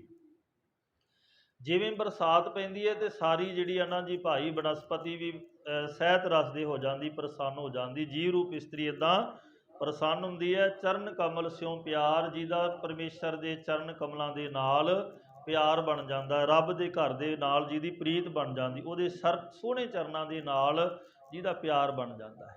ਮਨ ਤਨ ਰਤਾ ਸਚ ਰੰਗ ਇੱਕੋ ਨਾਮ ਆਧਾਰ, ਜਿਨ੍ਹਾਂ ਦਾ ਮਨ ਤੇ ਤਨ ਨਾ ਪਰਮੇਸ਼ਰ ਦੇ ਸੱਚੇ ਨਾਮ ਵਿੱਚ ਰੰਗਿਆ ਜਾਂਦਾ, ਉਹਨਾਂ ਦਾ ਇੱਕੋ ਹੀ ਆਸਰਾ ਬਣ ਜਾਂਦਾ ਹੈ, ਉਹ ਹੈ ਪਰਮੇਸ਼ਰ ਦੇ ਨਾਮ ਦਾ। ਆਪਾਂ ਰੋਜ਼ਾਨਾ ਪੜ੍ਹਦੇ ਸਾਚਾ ਨਾਮ ਮੇਰਾ ਆਧਾਰੋ, ਆਸਰਾ ਤੇਰਾ ਸੱਚਾ ਨਾਮ ਮੇਰਾ, ਸਾਚ ਨਾਮ ਆਧਾਰ ਮੇਰਾ, ਜਿਨ ਭੁੱਖਾਂ ਸਭ ਗਵਾਈਆਂ, ਮੇਰੇ ਅੰਦਰੋਂ ਤ੍ਰਿਸ਼ਨਾ ਵਾਸਨਾ ਜਿਹਨੇ ਭੁੱਖਾਂ ਹੀ ਗਵਾ ਦਿੱਤੀਆਂ, ਉਹ ਹੈ ਮੇਰਾ ਨਾਮ। ਸਾਚਾ ਨਾਮ ਮੇਰਾ ਆਧਾਰੂ, ਸਾਚ ਨਾਮ ਆਧਾਰ ਮੇਰਾ, ਜਿਨ ਭੁੱਖਾਂ ਸਭ ਗਵਾਈਆਂ। ਕਰ ਸਾਤ ਸੁਖ ਮਨ ਆਏ ਵਸਿਆ, ਜਿਨ ਇੱਛਾ ਸਭ ਪੁਜਾਈਆਂ, ਜਿਹਨੇ ਮੇਰੇ ਮਨ ਦੀਆਂ ਇੱਛਾ ਸਾਰੀਆਂ ਪੂਰਨ ਕਰ ਦਿੱਤੀਆਂ, ਵੀ ਹੁਣ ਕੋਈ ਹੋਰ ਵਾਸਨਾ ਹੀ ਨਹੀਂ ਰਹਿ ਗਈ। ਸਦਾ ਕੁਰਬਾਨ ਕੀਤਾ ਤਿਸ ਗੁਰ ਵਿਟਹੁ, ਉਹ ਤੋਂ ਮੈਂ ਕੁਰਬਾਨ ਜਾਵਾਂ, ਵਾਰੇ ਵਾਰੇ ਜਾਵਾਂ, ਜਿਹਨਾਂ ਮੇਰਾ ਨਾਮ ਆਧਾਰ ਬਣ ਗਿਆ ਹੈ। ਸਤਿਗੁਰੂ ਕਹਿੰਦੇ ਮਨ ਤਨ ਰਤਾ ਸਚ ਰੰਗ ਇੱਕੋ ਨਾਮ ਆਧਾਰ। ਹੇ ਸਤਿਗੁਰੂ, ਹੇ ਅਕਾਲ ਪੁਰਖ ਵਾਹਿਗੁਰੂ, ਜਿਨ੍ਹਾਂ ਦਾ ਨਾਮ ਆਧਾਰ ਆਸਰਾ ਬਣ ਜਾਂਦਾ ਹੈ, ਉਹਨਾਂ ਦਾ ਮਨ ਤੇ ਤਨ ਪਰਮਾਤਮਾ ਦੇ ਪਿਆਰ ਵਿੱਚ ਰੰਗਿਆ ਜਾਂਦਾ ਹੈ। ਫਿਰ ਕੀ ਹੁੰਦਾ ਜੀ? ਵਿਖਿਆ ਰੰਗ ਕੂੜਾਵਿਆ ਦਿਸਣ ਸਭੇ ਛਾਰ। ਵਿਖਿਆ ਹੁੰਦਾ ਜੀ ਵਿਸ਼ੇ ਵਿਕਾਰ, ਮਾਇਆ ਦਾ ਰੰਗ ਕਹਿੰਦੇ ਕੂੜਾਵਿਆ, ਝੂਠਾ ਲੱਗਦਾ ਏ। ਹੁਣ ਭਾਈ ਤਾਰੂ ਸਿੰਘ ਨੂੰ ਲਾਲਚ ਦਿੱਤੇ ਗਏ ਸੀ ਝੂਠੇ ਰੰਗਾਂ ਦੇ, ਝੂਠੇ ਇਹ ਪਿਆਰ ਦੇ, ਵੀ ਤੁਹਾਨੂੰ ਧਨ ਬਹੁਤ ਦੇਵਾਂਗੇ, ਤੁਹਾਨੂੰ ਡੋਲੇ ਦੇ ਦੇਵਾਂਗੇ, ਤੁਹਾਨੂੰ ਜਗੀਰਾਂ ਦੇ ਦੇਵਾਂਗੇ, ਬਸ ਇੱਕ ਵਾਰ ਕਹਿ ਦਿਓ ਵੀ ਮੈਂ ਸਿੱਖ ਨਹੀਂ ਹਾਂ, ਆਪਣੀ ਸਿੱਖੀ ਨੂੰ ਛੱਡ ਦਿਓ। ਪਰ ਭਾਈ ਤਾਰੂ ਸਿੰਘ ਨੇ ਕਿਹਾ ਵੀ ਮਾਇਆ ਦੇ ਨਾਤ ਵੰਸ ਕੌਤਕ ਜਿਹੜੇ ਨੇ ਇਹ ਤੇ ਛਾਰ ਸੁਆਹ ਨੇ, ਇਹ ਨਹੀਂ ਮੈਨੂੰ ਚਾਹੀਦੇ। ਘਰ ਵੀ ਕਿਤੇ ਖਤਮ ਹੋ ਜਾਣਾ, ਧਨ ਵੀ ਖਤਮ ਹੋ ਜਾਣਾ, ਸਰੀਰ ਨੇ ਖਤਮ ਹੋ ਜਾਣਾ, ਬਸ ਮੈਨੂੰ ਸਿੱਖੀ ਚਾਹੀਦੀ ਹੈ ਜਿਹੜੀ ਕੇਸਾਂ ਸਵਾਸਾਂ ਦੇ ਨਾਲ ਨਿਭ ਜਾਵੇ ਤੇ ਜਿਹਦੇ ਕਰਕੇ ਮੈਂ ਰੱਬ ਦੇ ਘਰ ਪ੍ਰਵਾਨ ਹੋ ਜਾਵਾਂ। ਉਹਨਾਂ ਨੇ ਕਿਹਾ ਵਿਖਿਆ ਰੰਗ ਕੂੜਾਵਿਆ ਦਿਸਣ ਸਭੇ ਛਾਰ। ਇਹ ਮਾਇਆ ਦੇ ਰੰਗ ਕੌਤਕ ਜਿਹੜੇ ਨੇ ਭਾਈ ਸਾਰੇ ਝੂਠੇ ਨੇ, ਔਰ ਝੂਠੇ ਜਿਹੜੇ ਨੇ ਇਹ ਕੁਝ ਸਮੇਂ ਵਾਸਤੇ ਬੜੇ ਸੋਹਣੇ ਲੱਗਦੇ ਨੇ, ਜਿਵੇਂ ਅੱਡ ਨਾ ਲੋਹੰਦੜੋ ਜਿਹੜਾ ਮੁੱਲ ਨਾਨਕ ਸਾਥ ਨਾ ਜੁਲੀ ਮਾਇਆ। ਭਾਈ ਤੁੰਮਾ ਕਹਿੰਦੇ ਬਹੁਤ ਸੋਹਣਾ ਲੱਗਦਾ ਏ, ਤੁੰਮੇ ਦੀ ਲਿਸ਼ਕ ਬੜੀ ਪਿਆਰੀ ਹੈ, ਪਰ ਤੁੰਮਾ ਬਾਹਰੋਂ ਸੋਹਣਾ ਲੱਗਦਾ, ਜਦੋਂ ਉਹਨੂੰ ਚੀਰਿਆ ਜਾਂਦਾ ਤੇ ਉਹ ਤੁੰਮਾ ਕੜਤਣ ਦੇ ਨਾਲ ਭਰਿਆ ਹੁੰਦਾ ਹੈ। ਇਸ ਕਰਕੇ ਭਾਈ ਇਹ ਰੰਗ ਜਿਹੜੇ ਮਾਇਆ ਦੇ ਨੇ ਬਾਹਰੋਂ ਬੜੇ ਸੋਹਣੇ ਲੱਗਦੇ ਨੇ, ਪਰ ਅੰਦਰੋਂ ਜ਼ਹਿਰ ਨੇ, ਇਹ ਖਤਮ ਕਰਨ ਵਾਲੇ। ਇਸ ਕਰਕੇ ਮਾਇਆ ਗੁਜਰਾਨ ਹੈ, ਮਾਇਆ ਗੁਜਰਾਨ ਕਰਕੇ ਲਈ ਜਾਵੇ ਤੇ ਚੰਗੀ। ਜਿੱਦਣ ਮਾਇਆ ਉਹ ਗੁਜਰਾਨ ਤੋਂ ਅੱਗੇ ਵੱਧ ਗਿਆ, ਉਦਣ ਮਾਇਆ ਗਲਤਾਨ ਹੈ। ਗੁਜਰਾਨ ਤੱਕ ਠੀਕ ਹੈ, ਪਰ ਜਦੋਂ ਇਹ ਅੱਗੇ ਲੰਘ ਗਿਆ ਨਾ, ਹੱਦਾਂ ਬੰਨੇ ਲੰਘ ਜਾਂਦਾ ਏ। ਵਿਖਿਆ ਰੰਗ ਉਡਾਵਿਆ, ਝੂਠੇ ਰੰਗਾਂ ਵਿੱਚ ਰਚਿਆ ਰੰਗ ਰਤਿਆ ਜਾਂਦਾ ਏ, ਉਦੋਂ ਫਿਰ ਗੁਰਬਾਣੀ ਕਹਿੰਦੀ ਇਹ ਗਲਤਾਨ ਹੈ। ਗਲਤਾਨ ਹੁੰਦਾ ਨਾਸ਼ਵੰਤ। ਉਹੀ ਮਾਇਆ ਗੁਜਰਾਨ ਤੱਕ ਰਵੇ ਤੇ ਚੰਗੀ ਹੈ। ਜੇ ਮਾਇਆ ਝੂਠ ਫਰੇਬ ਠੱਗੀ ਚੋਰੀ ਦੀ ਜਾਂ ਕਿਸੇ ਤਰ੍ਹਾਂ ਦੀ ਇਕੱਠੀ ਕਰਨ ਲੱਗ ਪਿਆ ਤੇ ਫਿਰ ਉਹ ਮਾਇਆ ਗਲਤਾਨ ਬਣ ਜਾਣੀ ਹੈ, ਉਹਨੇ ਖਤਮ ਕਰ ਦੇਣਾ। ਹਰ ਅੰਮ੍ਰਿਤ ਬੂੰਦ ਸੁਹਾਵਣੀ, ਮਿਲ ਸਾਧੂ ਪੀਵਨ ਹਾਰ। ਸਤਿਗੁਰੂ ਕਹਿੰਦੇ ਭਾਈ ਪਰਮੇਸ਼ਰ ਦੇ ਨਾਮ ਦੀ ਬੂੰਦ ਆ, ਜਿਵੇਂ ਆਕਾਸ਼ ਮੰਡਲ ਦੀਆਂ ਬੂੰਦਾਂ ਪੈਂਦੀਆਂ ਤੇ ਬੜਾ ਸੁਹਾਵਣਾ ਜਿਹਾ ਮੌਸਮ ਬਣ ਜਾਂਦਾ ਹੈ, ਇਸੇ ਤਰ੍ਹਾਂ ਰੱਬ ਦੇ ਘਰ ਦੀ ਬਖਸ਼ਿਸ਼ ਦੀਆਂ ਬੂੰਦਾਂ ਜਦੋਂ ਪੈਂਦੀਆਂ ਨੇ, ਉਹ ਸਾਡੇ ਜੀਵਨ ਨੂੰ ਸੁਹਾਵਣਾ ਬਣਾ ਦਿੰਦੀਆਂ। ਮਿਲ ਸਾਧੂ ਪੀਵਨ ਹਾਰ। ਪਰ ਇਹ ਕਿੱਥੋਂ ਮਿਲਦੀਆਂ? ਮਿਲ ਸਾਧੂ, ਗੁਰੂ ਰੂਪੀ ਸਾਧੂ ਨੂੰ ਮਿਲ ਕੇ ਭਾਈ ਇਹ ਬੂੰਦਾਂ ਜਿਹੜੀਆਂ ਪੀਤੀਆਂ ਜਾਂਦੀਆਂ ਨੇ। ਵਨ ਤਿਨ ਪ੍ਰਭ ਸੰਗ ਮੋਲਿਆ, ਸਮਰੱਥ ਪੁਰਖ ਅਪਾਰ। ਆਰਾ ਪਾਰ ਤੋਂ ਰਹਿ ਸਮਰੱਥ ਪੁਰਖ ਨੇ ਜਦੋਂ ਕਿਰਪਾ ਕੀਤੀ ਆ, ਵਨ ਤਿੰਨ ਜੰਗਲ ਘਾਹ ਬੂਟ ਸਾਰਾ ਪ੍ਰਸੰਨ ਹੋ ਜਾਂਦਾ ਨਾ, ਜਿਵੇਂ ਹਰਿਆ ਭਰਿਆ ਹੋ ਗਿਆ। ਇਸੇ ਤਰ੍ਹਾਂ ਗੁਰਮੁਖੋ ਜੋ ਪ੍ਰਭੂ ਸਭ ਕੁਝ ਕਰਨ ਯੋਗ ਸਰਵ ਵਿਆਪਕ ਹੈ, ਉਹਦੀ ਕਿਰਪਾ ਸਾਡੇ ਤੇ ਹੋ ਜਾਵੇ। ਜਿਵੇਂ ਸਾਰੀ ਹਰਿਆਵਲ ਸਾਰੀ ਬਨਸਪਤੀ ਖੁਸ਼ ਹੋ ਜਾਂਦੀ, ਪ੍ਰਸੰਨ ਹੋ ਜਾਂਦੀ ਹੈ, ਸਾਡਾ ਸਰੀਰ ਰੂਪੀ ਬਨਸਪਤੀ ਵੀ ਇਸ ਤਰ੍ਹਾਂ ਖੁਸ਼ ਹੋ ਜਾਵੇਗੀ, ਪ੍ਰਸੰਨਤਾ ਵਿੱਚ ਆਵੇਗੀ। ਹਰ ਮਿਲਨੈ ਨੂੰ ਮਨ ਲੋਚਦਾ, ਕਰਮ ਮਿਲਾਵਣ ਹਾਰ। ਜੀਵ ਰੂਪੀ ਇਸਤਰੀ ਫਿਰ ਹੁਣ ਅਰਦਾਸ ਕਰਦੀ ਵੀ ਮਹਾਰਾਜ ਮੇਰਾ ਵੀ ਮਿਲਣ ਨੂੰ ਤੇਰੀ ਲੋਚਾ ਹੈ, ਮੇਰੇ ਅੰਦਰ ਇਹ ਭਾਵਨਾ ਬਣਦੀ ਹੈ, ਮੈਂ ਤਾਂਘ ਰੱਖਦਾ ਵੀ ਮੈਨੂੰ ਵੀ ਰੱਬ ਮਿਲ ਜਾਵੇ, ਗੁਰੂ ਮਿਲ ਜਾਵੇ। ਪਰ ਉਹ ਆਪ ਪ੍ਰਭੂ ਆਪਣੀ ਮਿਹਰ ਦੇ ਨਾਲ ਸਾਨੂੰ ਸਾਡਾ ਮਿਲਾਪ ਕਰਾਉਂਦਾ, ਜਦੋਂ ਉਹਦੀ ਕਿਰਪਾ ਹੁੰਦੀ। ਕਰਮ ਮਿਲਾਵਣ, ਕਰਮ ਦਾ ਅਰਥ ਹੈ ਉਹਦੀ ਮਿਹਰ, ਬਖਸ਼ਿਸ਼ ਹੋ ਜਾਵੇ, ਉਦੋਂ ਸਾਨੂੰ ਆਪਣੇ ਚਰਨਾਂ ਦੇ ਨਾਲ ਬਣਾ ਲੈਂਦਾ। ਤੇ ਆਹ ਬਖਸ਼ਿਸ਼ ਹੈ ਗੁਰੂ ਦੀ ਵੀ, ਸਤਿਗੁਰੂ ਦੇ ਚਰਨਾਂ 'ਚ ਬੈਠ ਕੇ ਗੁਰੂ ਕੇ ਬਚਨ ਸੁਣਦੇ ਪਏ, ਇਹਨੂੰ ਮਿਹਰ ਕਿਹਾ, ਬਖਸ਼ਿਸ਼ ਕਿਹਾ ਸਤਿਗੁਰੂ ਦੀ। ਜਿਨੀ ਸਖੀਏ ਪ੍ਰਭ ਪਾਇਆ, ਹੋਂ ਤਿਨ ਕੈ ਸਦ ਬਲਿਹਾਰ। ਜਿਨ੍ਹਾਂ ਸਖੀਆਂ ਦਾ ਭਾਵ ਸਤਸੰਗੀ ਰੂਪੀ ਸਹੇਲੀਆਂ ਨੇ ਮੇਰੇ ਉਸ ਮਾਲਕ ਨੂੰ ਪਾਇਆ ਏ, ਮੈਂ ਉਹਨਾਂ ਤੋਂ ਬਲਿਹਾਰ ਜਾਨਾ, ਕੁਰਬਾਨ ਜਾਨਾ ਹਾਂ। ਨਾਨਕ ਹਰ ਜੀ ਮਾਇਆ ਕਰ, ਸ਼ਬਦ ਸਵਾਰਨ ਹਾਰ। ਅਰਦਾਸ ਹੁਣ ਇਹ ਕੀਤੀ ਵੀ ਹੇ ਸਤਿਗੁਰੂ, ਹੇ ਅਕਾਲ ਪੁਰਖ ਵਾਹਿਗੁਰੂ ਜੀ, ਮੇਰੇ ਤੇ ਵੀ ਮਾਇਆ ਕਰ। ਮਾਇਆ ਦਾ ਭਾਵ ਕਿਰਪਾ ਕਰ, ਦਇਆ ਕਰ। ਆਪਣੇ ਸ਼ਬਦ ਆਪਣੇ ਉਪਦੇਸ਼ ਦੇ ਰਾਹੀਂ ਕਿਰਪਾ ਕਰਕੇ ਮੇਰਾ ਜੀਵਨ ਵੀ ਸਵਾਰ ਦਿਓ, ਮੈਂ ਵੀ ਆਪਣੇ ਜੀਵਨ ਨੂੰ ਸਵਾਰਨਾ ਚਾਹੁੰਦਾ ਹਾਂ। ਸਾਵਣ ਤਿਨਾ ਸੁਹਾਗਣੀ, ਜਿਨ ਰਾਮ ਨਾਮ ਉਰਹਾਰ। ਸਤਿਗੁਰੂ ਬਚਨ ਕਰਦੇ ਭਾਈ ਸਾਵਣ ਮਹੀਨੇ ਦੇ ਰਾਹੀਂ, ਕਹਿੰਦੇ ਉਹਨਾਂ ਜੀਵ ਰੂਪ ਇਸਤਰੀਆਂ ਵਾਸਤੇ ਖੇੜਾ ਤੇ ਠੰਡ ਵਾਲਾ ਮਹੀਨਾ ਹੈ, ਜਿਨ੍ਹਾਂ ਨੇ ਆਪਣੇ ਹਿਰਦੇ ਵਿੱਚ, ਆਪਣੇ ਹਿਰਦੇ ਰੂਪੀ ਗਲ ਦੇ ਵਿੱਚ ਪਰਮੇਸ਼ਰ ਦੇ ਨਾਮ ਦਾ ਹਾਰ ਪਰੋ ਕੇ ਪਾ ਲਿਆ ਨਾ, ਜਿਨ੍ਹਾਂ ਨੇ ਵਾਹਿਗੁਰੂ ਨਾਮ ਨੂੰ ਆਪਣੇ ਹਿਰਦੇ 'ਚ ਵਸਾ ਲਿਆ, ਉਹਨਾਂ ਵਾਸਤੇ ਮਹੀਨਾ ਬੜਾ ਠੰਡਾ ਤੇ ਬੜਾ ਸੁਹਾਵਣਾ ਹੈ। ਤੇ ਜੇ ਅਸੀਂ ਪਰਮਾਤਮਾ ਦੇ ਨਾਮ ਤੋਂ ਖੁੰਝੇ ਰਹੇ ਤੇ ਸਾਡੇ ਵਾਸਤੇ ਕੋਈ ਮਹੀਨਾ, ਕੋਈ ਸਮਾਂ ਜਿਹੜਾ ਸੁਹਾਵਣਾ ਨਹੀਂ ਬਣਨਾ। ਸਾਈ ਘੜੀ ਸੁਲੱਖਣੀ, ਉਹ ਘੜੀ ਸੁਲੱਖਣੀ ਹੁੰਦੀ ਜਿਹੜੀ ਘੜੀ ਵਿੱਚ ਪਰਮਾਤਮਾ ਯਾਦ ਆ ਜਾਏ। ਧਨ ਸੋ ਵੇਲਾ ਘੜੀ ਧਨ, ਧਨ ਮੂਰਤ ਪਲ ਸਾਰ, ਧਨ ਸੋ ਦਿਨਸ ਸੰਜੋਗੜਾ ਜੇ ਡਿੱਠਾ ਗੁਰ ਦਰਸਾਰ। ਔਰ ਇਹ ਅਰਦਾਸ ਕਰਨੀ ਵੀ ਸਾਡੇ 'ਤੇ ਵੀ ਕਿਰਪਾ ਕਰੋ, ਅਸੀਂ ਆਪਣੇ ਹਿਰਦੇ ਰੂਪੀ ਗਲ ਦੇ ਵਿੱਚ ਵਾਹਿਗੁਰੂ ਪਰਮੇਸ਼ਰ ਦੇ ਨਾਮ ਦਾ ਹਾਰ ਪਰੋ ਕੇ ਪਾ ਲਈਏ। ਫਿਰ ਸਾਡੇ ਅੰਦਰ ਜਦੋਂ ਇੱਦਾਂ ਦੀ ਭਾਵਨਾ ਬਣ ਜਾਵੇਗੀ ਭਾਈ, ਉਦੋਂ ਫਿਰ ਦਰਸ਼ਨ ਪਰਸਨ ਸਰਸਨ ਹਰਸਨ, ਰੰਗ ਰੰਗੀ ਕਰਤਾਰੀ, ਰੇਖਿਨ ਰਮ ਗੁਰਗਮ ਹਰ ਦਮ ਨਹਿ ਜਮ, ਹਰ ਕੰਠ ਨਾਨਕ ਔਰ ਹਾਰੀ ਰੇ। ਜਿਨ੍ਹਾਂ ਨੇ ਆਪਣੇ ਹਿਰਦੇ ਵਿੱਚ ਹਿਰਦੇ ਰੂਪੀ ਗਲ ਵਿੱਚ ਪਰਮੇਸ਼ਰ ਦੇ ਨਾਮ ਦਾ ਹਾਰ ਪਰੋ ਕੇ ਪਾ ਲਿਆ, ਉਹਨਾਂ ਨੂੰ ਕੋਈ ਗਮ ਨਹੀਂ, ਉਹਨਾਂ ਨੂੰ ਕਿਸੇ ਜਮ ਦਾ ਡਰ ਨਹੀਂ। ਉਹ ਹਰ ਇੱਕ ਦਮ ਸਵਾਸ ਕਰਕੇ ਪਰਮਾਤਮਾ ਨੂੰ ਯਾਦ ਕਰਦੇ ਨੇ। ਉਹਨਾਂ ਨੂੰ ਦਰਸ਼ਨ ਪਰਸਨ ਸਰਸਨ ਹਰਸਨ, ਦਰਸ਼ਨ ਕਰ ਲੈਣਾ, ਗੁਰੂ ਦੇ ਚਰਨ ਪਰਸ ਲੈਣੇ।